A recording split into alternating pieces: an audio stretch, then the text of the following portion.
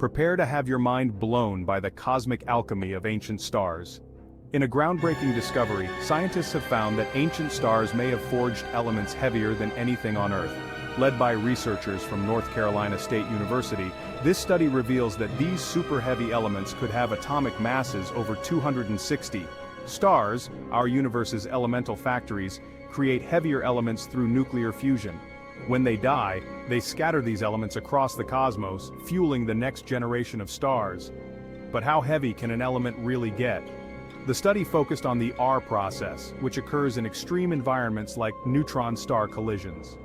By analyzing 42 ancient stars in the Milky Way, scientists discovered unusual patterns in elements like ruthenium, rhodium, palladium, and silver. This hinted at the decay of even heavier elements.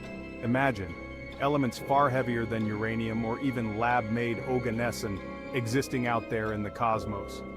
While they may decay too quickly to be detected on Earth, finding them in space opens new doors to understanding the universe. So, what other secrets does the universe hold? Stay curious because the stars might just surprise us again.